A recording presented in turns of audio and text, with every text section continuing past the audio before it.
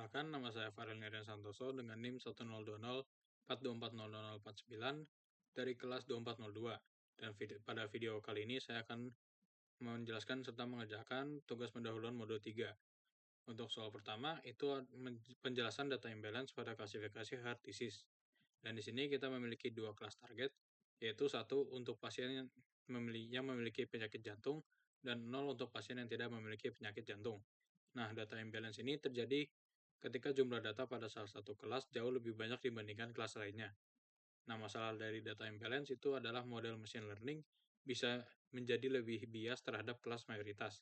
Nah, akibatnya model mungkin terlihat memiliki akurasi tinggi, tetapi sebenarnya kurang baik dalam mendeteksi kelas minoritas. Lalu, untuk mengecek apakah dataset mengalami imbalance menggunakan sintaks berikut, di mana df target digunakan untuk mengambil kolom target, sementara value counts itu digunakan untuk menghitung jumlah masing-masing kelas. Nah, jika kita running, maka akan menampilkan jumlah data imbalance yang ada. Di sini sudah ditampilkan. Lalu untuk soal nomor 2, itu mengenai undersampling, di mana random undersampling adalah teknik balancing data dengan mengurangi jumlah pada kelas mayoritas agar sama dengan kelas minoritas. Yang tujuannya itu agar model tidak terlalu berfokus belajar pada kelas mayoritas. Dan di sini data target 1 itu digunakan untuk menyimpan kelas mayoritas dan target 0 untuk kelas minoritas. Lalu kita menggunakan sintaks di bawahnya itu, di mana sampel digunakan untuk mengambil sebagian data secara acak, n sama dengan len kelas minoritas, yang berarti jumlah data mayoritas disamakan dengan minoritas. Lalu random state sama dengan 42, agar hasil random tetap konsisten. Nah, di sini untuk melakukan undersamplingnya. Lalu, dataset digabung kembali menggunakan df balance pd concat yang berfungsi menggabungkan data mayoritas yang sudah dikurangi dengan data minoritas. Lalu data diacak dengan df balance sama dengan df balance.sample yang tujuannya agar susunan data lebih random dan tidak berurutan berdasarkan kelas. Di sini kita bisa running dan bisa dilihat outputnya target 1 dengan target 0 itu sama. Selanjutnya untuk nomor 3 itu adalah penjelasan speed data training dan testing. Dan di sini itu sudah ada train test split yang digunakan untuk membagi data training dan juga data testing dengan rasio yang sudah ditentukan. Yang dimana di sini adalah 80 dibanding 20. Dimana X itu adalah data fitur, Y itu adalah data target, lalu ada test size sama dengan 0,2 yang berarti 20% data digunakan untuk testing, yang sisa 80% itu digunakan untuk training. Lalu ada random state 42 yang digunakan agar hasil pembagian data selalu sama. Tujuan kita melakukan split data ini agar data training dapat digunakan untuk melatih model, sementara data testing digunakan untuk menguji performa modelnya. Di sini bisa kita running. Lanjut ke soal nomor 4, itu adalah penjelasan pembuatan model Naive Bayes. Nah, Naive Bayes ini adalah algoritma klasifikasi berbasis probabilitas menggunakan teorema Bayes. Nah, untuk menginisialisasi modelnya, kita menggunakan model sama dengan Gaussian NB yang digunakan karena data numerik mengikuti distribusi Gaussian atau normal. Lalu model dilatih menggunakan model .fit, di mana fit ini digunakan untuk proses training model menggunakan data training. Nah, setelah model selesai dilatih, dilakukan prediksi dengan y_pred sama dengan model predict. Nah, predict ini digunakan untuk memprediksi data testing yang hasil data yang sudah diprediksi disimpan ke variabel y_pred. Di sini bisa kita running. Lanjut ke soal nomor 5, itu adalah penjelasan confusion matrix, di mana confusion matrix itu digunakan untuk mengevaluasi hasil prediksi model klasifikasi dengan menggunakan sintaks CM sama dengan confusion matrix. Nah, penjelasannya itu y_trace adalah data asli, lalu y_pred adalah hasil prediksi model. Lalu confusion matrix itu untuk membandingkan keduanya. Nah, confusion matrix ini kan terdiri dari 4 komponen, yaitu true positif. Nah, untuk contohnya di sini, model memprediksi pasien sakit dan kenyataannya memang sakit. Lalu ada true negatif, di mana model memprediksi pasien tidak sakit dan kenyataannya memang tidak sakit.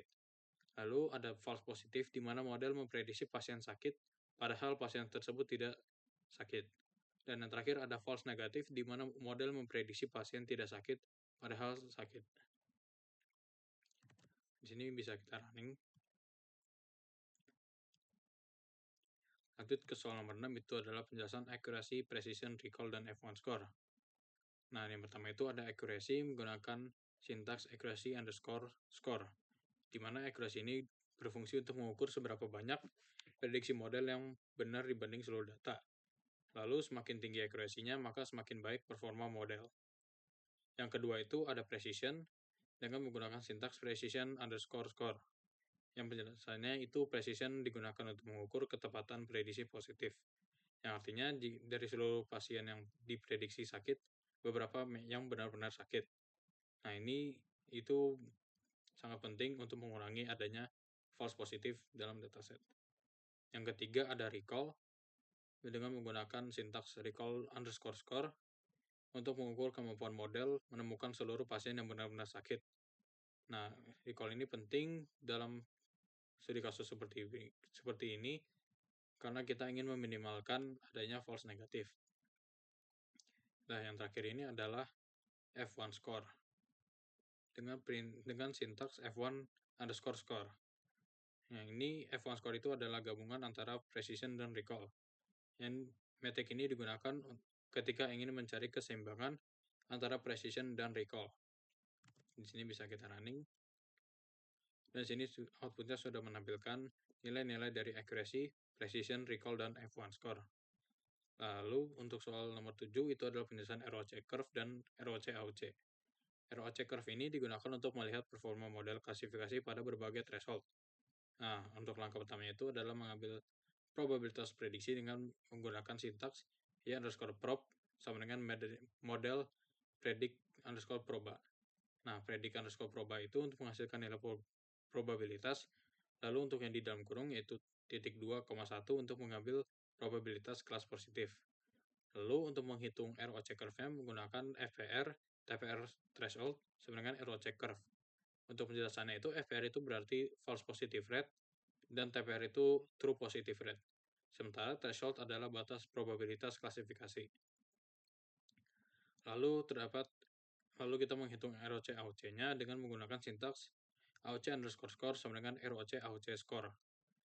Nah, ini ROC AOC itu untuk mengukur luas area di bawah ROC curve, di mana nilai semakin mendekati 1, berarti model semakin baik. Nah, yang terakhir kita melakukan visualisasi, maka kita run dulu.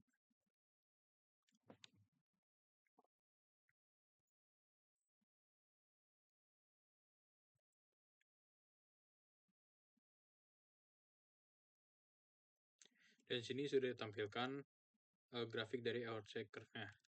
Nah, untuk interpretasinya itu untuk 0,5 berarti modelnya itu buruk, 0,7 hingga 0,8 artinya cukup baik, 0,8 hingga 0,9 artinya sangat baik, dan lebih dari 0,9 itu artinya excellent. Nah, di sini itu semakin tinggi ROC-OC, maka semakin baik kemampuan model dalam membedakan pasien sakit dan tidak sakit.